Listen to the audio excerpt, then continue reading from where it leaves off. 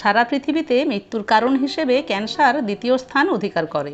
বর্তমানে পৃথিবীতে ক্যান্সার যেভাবে বাড়ছে তাতে নামটা শুনলেই মনে আতঙ্ক তৈরি হয়।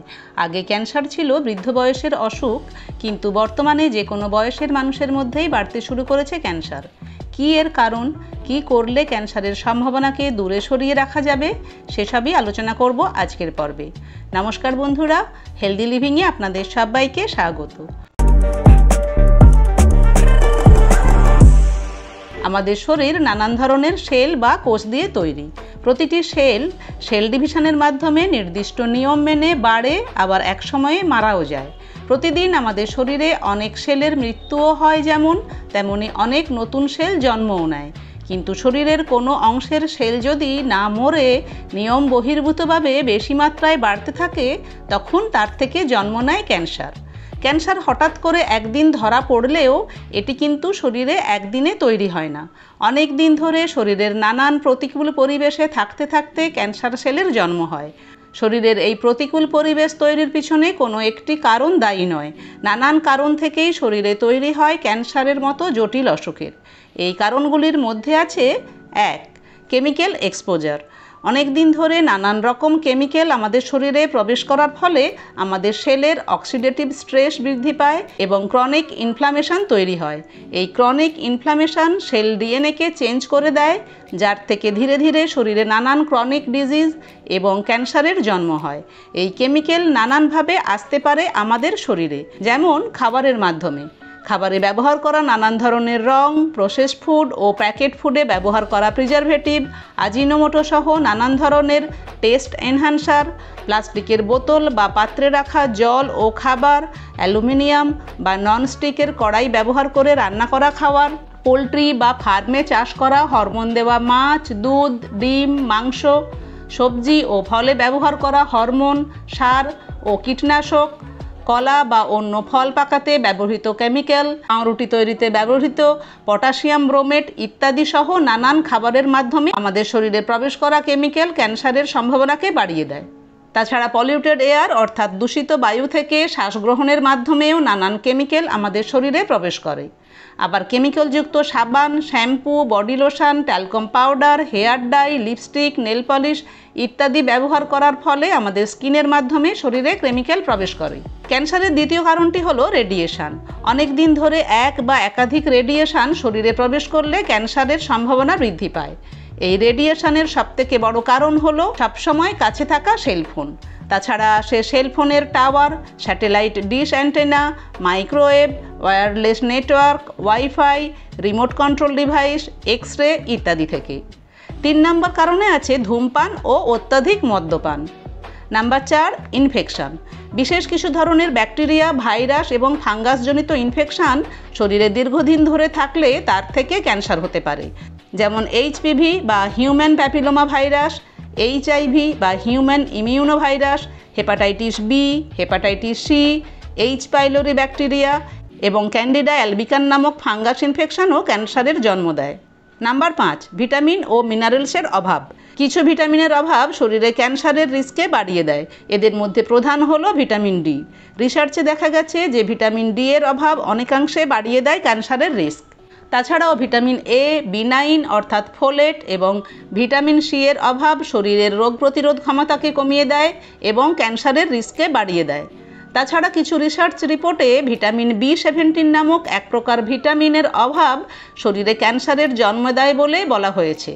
অন্যান্য ভিটামিনগুলির নাম জানা থাকলেও এই ভিটামিন B17 এর নাম আমরা খুব একটা জানি না। ভিটামিন B17 পাওয়া যায় অঙ্কুরিত ছোলা, আমন্ড, বিনস, অ্যাপেল, নাশপাতি, স্ট্রবেরি, ব্ল্যাকবেরি জাতীয় ফল, তিল, ফ্ল্যাক্সিড, কুমড়োর বীজ, স্টিল কাট ওটস, ব্রাউন রাইস এবং মিলেটে। কিছু মিনারেল যেমন সেলেনিয়াম, ম্যাগনেসিয়াম, আয়রন এবং জিঙ্কের অভাবেও ক্যান্সার রিস্ক বেড়ে যায়।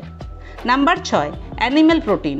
বেশি মাত্রায় অ্যানিম্যাল প্রোটিন অর্থাৎ মাছ, মাংস, ডিম, দুধ বা দুধ থেকে তৈরি দই, ছানা, পনির খাওয়াও ক্যান্সারের সম্ভাবনাকে বাড়িয়ে দেয়। রিসার্চে দেখা গেছে যারা বেশি মাত্রায় অ্যানিম্যাল প্রোটিন খায় তাদের ক্যান্সার হওয়ার সম্ভাবনা অনেক গুণ বেশি যারা তুলনামূলক কম অ্যানিম্যাল প্রোটিন খায় তাদের থেকে। কারণ হিসেবে বলা হয়েছে অ্যানিম্যাল প্রোটিন হলো হাইলি অ্যাসিডিক ফুড, যা আমাদের ব্লাডকে অ্যাসিডিক করে দেয় এবং যার ফলে নানান ক্রনিক ইলনেস সহ ক্যান্সারের মতো জটিল রোগের সম্ভাবনা অনেক গুণ বাড়িয়ে দেয়। নাম্বার 7, সুগার অর্থাৎ চিনি। চিনি একটি অ্যাসিডিক ফুড যা আমাদের ব্লাডকে অ্যাসিডিক করে এবং চিনিতে থাকা গ্লুকোজ হলো ক্যান্সার সেলের খাবার, অর্থাৎ চিনি ক্যান্সার সেলের বৃদ্ধিতে সাহায্য করে। একই রকমভাবে সুগার ফ্রি বা অ্যাসপার্টাম জাতীয় আর্টিফিশিয়াল সুইটনারও ক্যান্সারের সম্ভাবনাকে বাড়িয়ে দেয়। 8 নম্বরে আছে জেনেটিক অর্থাৎ জিনগত কারণ। জিনগত কারণ ক্যান্সারের সম্ভাবনাকে বাড়িয়ে দেয়। ফ্যামিলিতে কারো ক্যান্সারের হিস্ট্রি থাকলে পরবর্তী জেনারেশনেরও ক্যান্সার হওয়ার সম্ভাবনা থেকে যায়। তবে বর্তমানে বলা হচ্ছে যে কেবলমাত্র 5 থেকে 10% ক্যান্সারের কারণ হলো জিন, বাকি 90 থেকে 95% ক্যান্সারের কারণ হলো এনভায়রনমেন্ট এবং লাইফস্টাইল অর্থাৎ দূষিত পরিবেশ এবং ভুল জীবনযাত্রা। এখন আলোচনা করব সেই 9টি লক্ষণ নিয়ে যার যে কোনো একটি বা দুটি শরীরে দেখা দিলে অবহেলা না করে ডক্টরের পরামর্শ নেওয়া উচিত, কারণ এগুলিই ক্যান্সারের লক্ষণও হতে পারে। 1, বাউল হ্যাবিট বা ব্লাডার হ্যাবিটের বিশেষ পরিবর্তন, যেমন ঘন ঘন লুজ মোশন, স্টুল বা ইউরিনে ব্লাড, ইউরিন করার সময় পেন ইত্যাদি। 2, কোনো ঘা যদি অনেক দিন ধরে না শুকোয় বা ভালো না হয়। 3, অস্বাভাবিক রক্তপাত বা শরীরের অন্য কোনো ডিসচার্জ। 4, শরীরের কোনো অংশে লাম বা টিউমার দেখা দেওয়া, বিশেষ করে ব্রেস্টে। 5, বেশি মাত্রায় অ্যাসিডিটি বা গ্যাস, ইনডাইজেশন কিংবা খাওয়ার গিলে খেতে অসুবিধে হওয়া। 6, শরীরের কোনো তিল বা আঁচিলের অস্বাভাবিক পরিবর্তন। 7, অনেক দিন ধরে অস্বস্তিকর কফ এবং গলার স্বরের পরিবর্তন। 8, অকারণে অস্বাভাবিক ওজন কমে যাওয়া। 9, খুব বেশি রকমের দুর্বলতা যা বিশ্রাম নিলেও কমে না। এখন আলোচনা করব কিভাবে এড়িয়ে চলা যাবে ক্যান্সারের প্রবণতা। সব ধরনের junk food, packet food, soft drinks খাওয়া বন্ধ করতে হবে। বন্ধ করতে হবে চিনি বা সুগার ফ্রি দিয়ে তৈরি সব ধরনের খাবার। পাউরুটির পরিবর্তে খেতে হবে ঘরে বানানো রুটি। ঘরের রান্নাতে ফুড কালার, আজিনোমোটো বা রেডিমেড সস ব্যবহার করা বন্ধ করতে হবে। মাছ, মাংস, ডিম, দুধ জাতীয় অ্যানিম্যাল প্রোটিন যথাসম্ভব কম খেতে হবে। প্লাস্টিকের পাত্রে খাবার রেখে গরম করা বা খাবার খাওয়া এবং জলপান বন্ধ করতে হবে। অ্যালুমিনিয়াম ও ননস্টিক কুকওয়্যার ব্যবহার করে রান্না করাও বন্ধ করতে হবে। কেমিক্যালযুক্ত কসমেটিক্সের পরিবর্তে অর্গানিক বা প্যারাবেন ফ্রি কসমেটিক্স ব্যবহার করতে হবে। বাজার থেকে আনা ফল ও শাকসবজিকে পেস্টিসাইড মুক্ত করতে খাবার সোডার জলে ডুবিয়ে রেখে তারপর ভালো করে ধুয়ে নিতে হবে। সেলফোনের ব্যবহার যথাসম্ভব কম করতে হবে। রাত্রে ঘুমানোর সময় ঘরের ওয়াইফাই কানেকশন বন্ধ রাখতে হবে। সেলফোনকে রাখতে হবে শরীরের থেকে অন্ততপক্ষে 6 ফিট দূরে। ব্লুটুথের পরিবর্তে ওয়্যার দেওয়া ইয়ারফোন ইউজ করতে হবে। বাইরে বেরোলে সেলফোনকে পকেটে না রেখে ব্যাগে রাখতে হবে।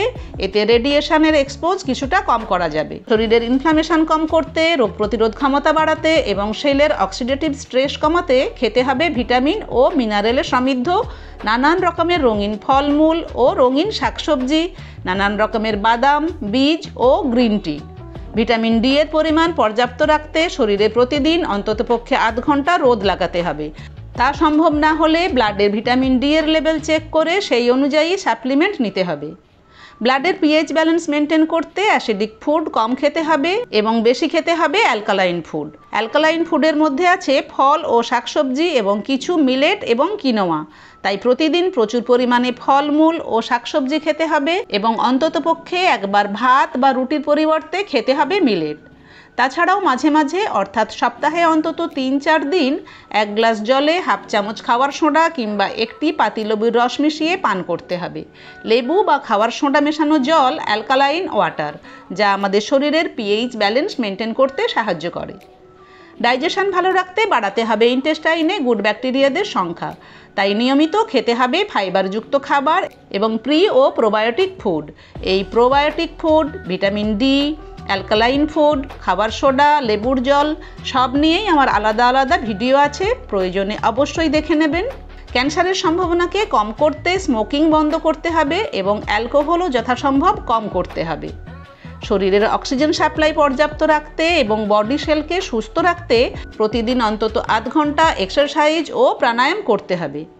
এই আলোচনা থেকে এটা পরিষ্কার বোঝা গেল যে বেশিরভাগ ক্ষেত্রেই ক্যান্সারের জন্য দায়ী আমাদের ভুল খাদ্যাভ্যাস, কেমিক্যাল এক্সপোজার এবং ভিটামিন ও মিনারেলের অভাব। তাই সচেতনভাবে খাওয়া দাওয়া, জিনিসপত্রের ব্যবহার এবং এক্সারসাইজ অর্থাৎ হেলদি লাইফস্টাইল ফলো করেই আমরা প্রতিরোধ করতে পারি ক্যান্সার। আজকের আলোচনা এই পর্যন্ত। আলোচনাটি ভালো লাগলে ভিডিওটিকে লাইক, শেয়ার ও কমেন্ট করে দেবেন। চ্যানেলটি সাবস্ক্রাইব করা না থাকলে চ্যানেলটিকে অবশ্যই সাবস্ক্রাইব করে নেবেন।